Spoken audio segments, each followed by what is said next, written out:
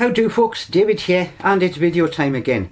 And you know what? I've realised it's been an absolute age since I have actually done a proper gaming video. So let's crack straight into it. Now, I don't know what it's like in your particular country, but over here in New Zealand, the shops are absolutely chock full of Halloween decorations. And you know what that means? It means cheap miniatures for us. Couple of bucks and you can get packets of stuff like this at the cheapy shops. Now then, low-level D&D campaigns are absolutely chock full of creatures just like that. Giant spiders, insects, beetles, giant rats, all that kind of thing. And you normally need sort of swarms of them, but why on earth should you be paying, $5 and upwards for a single miniature when you can get all of that kind of stuff for really, really cheap? David from the future here, and I need to interrupt this video with a quick public service announcement. Judging by the reaction of my good lady wife when she saw the project as I was busy working on it, if you have anybody within your household that is averse to creepy crawlies, or if you live in Australia where this kind of thing just generally wants to poison you and eat you, it may not be the worst idea to give the folks that you live with a heads up before you actually start on this project. Just in case any of them get over enthusiastic and take to it with a slipper, or a baseball bat, or a flamethrower. I say we take off and nuke the entire site from orbit. It's the only way to be sure. Now that I have carried out my public duty, let's get back to the video. Let's whiz to the workbench and see what we can sort out. Now I am going to be basing these miniatures, and to be perfectly honest, you've got a load of options to go for. These are old style Games Workshop slaughter bases. I wouldn't go for these. Apart from anything else, you need the slots for other stuff, and these are extremely expensive. And we're trying to make cheap miniatures. There's a couple of different styles here from Warlord Games that you can get pretty cheap. There's sort of a flat profile one with a bit of a ridge around the edge, or there's the more traditional sort of raised base. But seeing as how these are extremely cheap miniatures, we are going to put them aside just to start off with. And while I fully appreciate that not all of you go for this kind of thing due to the company, these were a couple of bucks for 50 from Temu, and it's just a standard raised 25mm base, and that is what I am going to be using. But this is the bit you've been waiting for. It's the goodie haul. All right. Small size spiders here, 12 in a pack. I'll probably put a couple of those, maybe 3 on a base if I can manage to fit them on. And we'll get a spider swarm. This is the other one that I showed you on camera. Let's open it up and see what we've got. Right, there's a nice little selection here. We've got some snakes. Oh, I didn't realise. Giant bats as well. Okay, so I can put some of them on flying stands. Centipede of some form of description. What else? Is that a cockroach? Or a giant beetle? Maybe. Scorpions, and some really big spiders to go along with the babies. I think that's about it for this lot. So, yeah. And as I was passing the pile of shame, I found another couple of bags that I hauled in years past. Obviously, somebody can't spell there, but these are giant cockroaches, so I'll get a couple of them based up. In fact, it does look very similar to the one that was in the other pack, so I'll have a load of them. And then there was these ones. Now let's get these out and see what the assortment is. Now obviously far less resolution on these. Yes, I can, and this is a kid sort of play ring type of thing.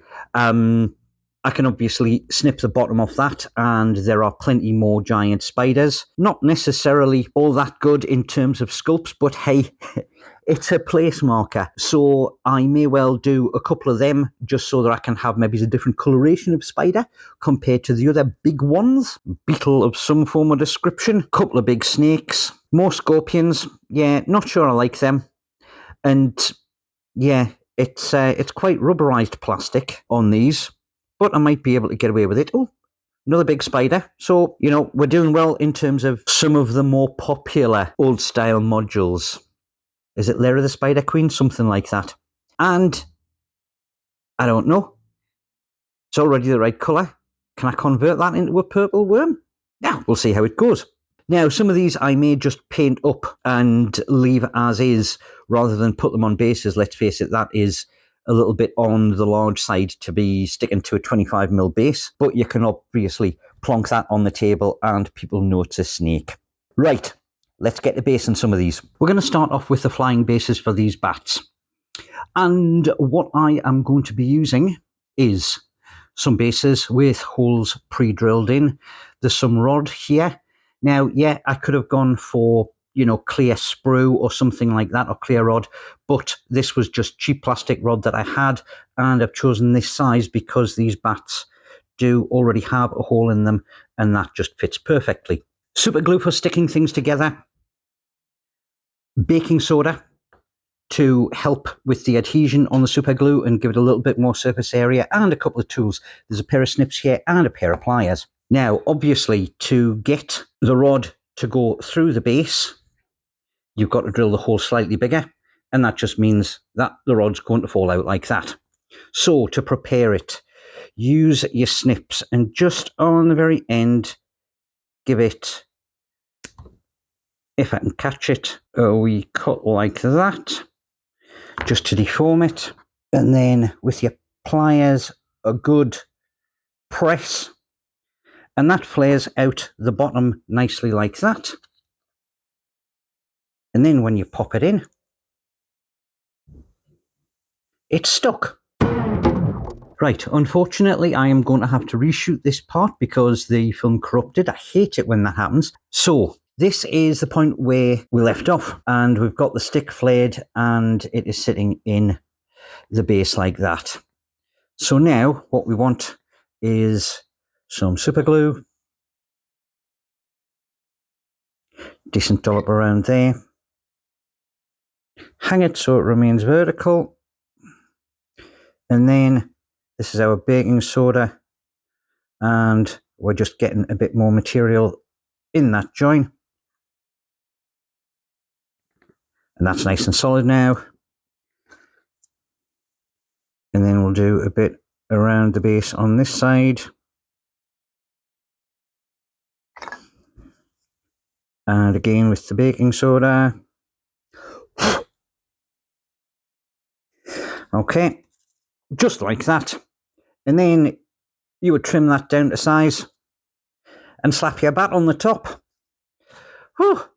Right, I am now going to grab some of the other insects and start gluing them to bases. All right, first ones I'm going to tackle are a spider and a scorpion. Now, admittedly, they sort of sit quite nicely, so you don't necessarily need to base them, but I'm going to in any case because you never know what size your spiders are going to be. Because there's a bit of an imbalance there, we do need to kind of glue it down. So,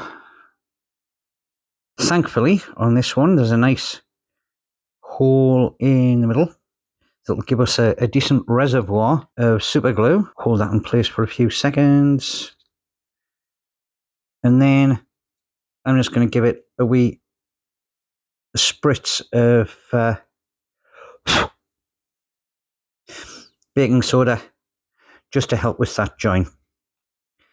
And I don't mind too much about the grittiness, sort of like around the underside of it, because at the end of the day, I am going to be texturing the base. So that's not a problem. Problem comes with this little fella, the scorpion. Now, just looking at him, scorpion tails stick upwards, and he has obviously been cast flat. So let us get a craft knife and just do, and I'm cutting it at sort of the thickest part so I can get a decent join. If my knife will go through. Come on, you know you want to. There we go. It doesn't look too badly out of place. Super glue on there. Just get that tail a bit more upright. Yeah, that's looking far more like a scorpion. All right. And this time, because of the way he sits, I am going to put the super glue onto the base rather than the model.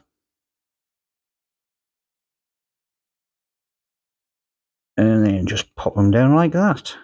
And just a wee dust. And of course I'll use a soft brush to get rid of the baking soda before I put them in for an undercoat. Alright, it's time for the little spiders, and as you can see I have sized it up, and I'm not going to get 3 on a base, not on a 25mm. I might be able to on a 32mm base, but I'm not using those. So again, it's just going to be a drop of super glue where I reckon I can get away with it.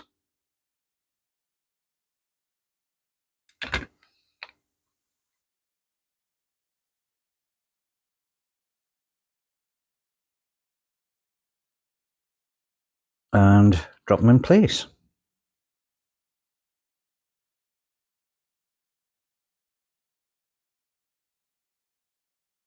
I'll sort of offset them to make it a little bit more interesting. And I'm not too bothered about, things overhanging the edge of a base, because, well, it's not as if they're realistically going to be sort of like ranked up or anything like that. And of course, on some of your larger miniatures, you've got things like weapons overhanging and things like that that stops you from packing stuff together. So that is all good. Okay, what else did we have? We had a giant centipede, decent bit of glue on there, pop him on. Now, the cockroaches, I was right. These do appear to be kind of from the same mould. Now, this was in the big sort of multi sort of assortment pack, and this was just from the pack of cockroaches. And you should be able to see, I'll get them side by side and do a close-up for you. Certainly the definition around the legs is better on that one, which is from the actual cockroach pack. So I'm going to leave him out, and we'll try popping him on a base. Decent splodge of glue there. Hold him for a few seconds, and then again in with the baking soda. Right, I'll be perfectly honest, I think that is going to be about it for basing, because anything else is going to be sort of too big, like the snakes. And while, yes, I could, try and compress it down and hold it in space with glue, I think for those ones, they have far more impact. Certainly size-wise, if you see them stretched out on the table. There you go. Kill that one if it doesn't crush you first. Right, I will get more of these actually based up, and then we'll get on to actual basing material. Alright, basing is nothing special. I have Builder Sand here and watered down PVA with a dash of soapy liquid just to break up the surface tension. And it's a slather on the base, just like this, and then slosh around in the ground cover. Tap off the excess, leave it to dry. I'll get the rest done. Once the base material is dry, it's off for a quick flat black undercoat for absolutely everything. Then, just to get a bit of contrast, absolutely everything is getting a quick dry brush with some light grey. Now, one thing I should have said is that because these are really cheap miniatures, I am using the cheapest materials I possibly can. So it's cheap paint as well. The grey that I dry brushed them with is just a test pot of household paint. And when it comes to the colour, this is, dollar store acrylic paint. May not be the best, but for our purposes, it should be fine. So first colour I'm going to go for is a light tan, and I'm just going to redo the bottom of the snakes, and that's just a heavy dry brush. Get a bit up around the snout, and I'm going to use the same base colour on the scorpions, and then for this one, we'll blend it down with a wash. Quick colour swap time, and we're swapping to a medium brown, and we're just doing sort of like the exposed sort of carapace areas and the head and the antenna on these cockroaches. And I mean, as you can see, I'm being really, really rough with this paint job because they are cheap minis, but you get them on the table and at least you'll get the impression of what is going on. You can see it's cockroach shape and it's round about the right sort of colour. And that is one of those minimal things that I do tend to do on this channel. Same colour for the centipede and exactly the same thing as I did on the scorpion, just pick out those segments. And yes, it's a very thin paint, but at least you can see that colour because of that light dry brush that's gone on top. And okay, I've gone a wee bit over the segment there, but that is fine because again, this is all going to get knocked back with an ink wash. Pick out those legs. Not 100% certain about the eyes on this thing, but we will cater for them because that's the way it was moulded. Alright. And I've moved up to a darker brown again for one of the types of spiders. I've got two types of spiders. One sort of more, I guess, tarantula. I don't believe those uniforms are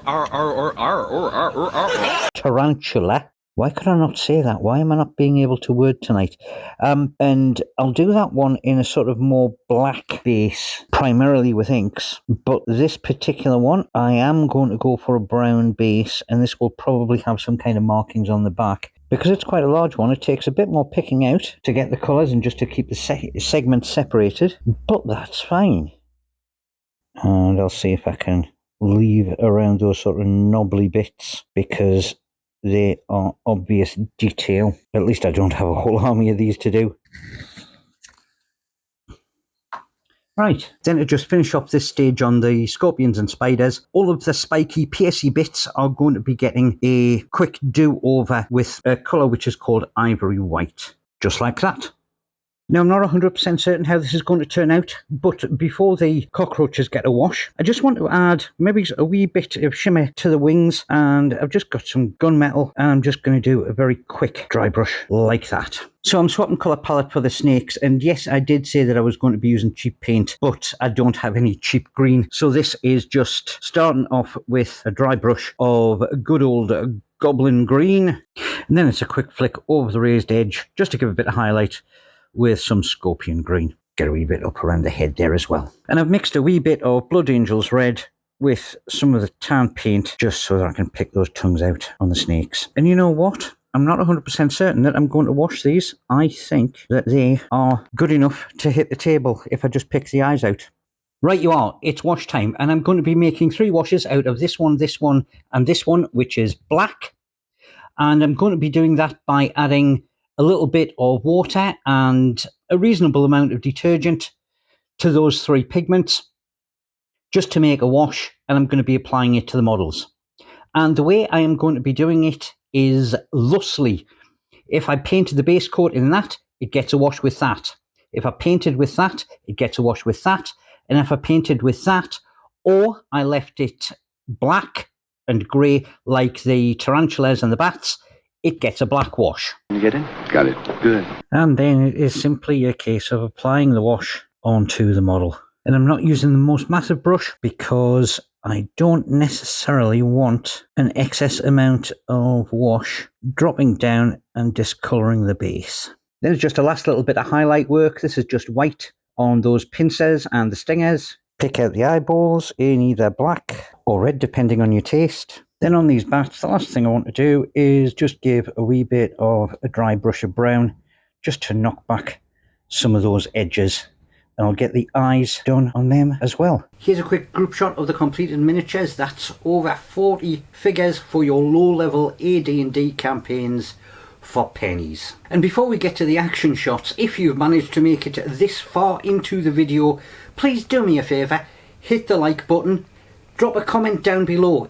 Engagement at the moment is what makes YouTube pump these videos and share it out amongst other people who may like this kind of content. Please! And thank you in advance. Here's the action shots.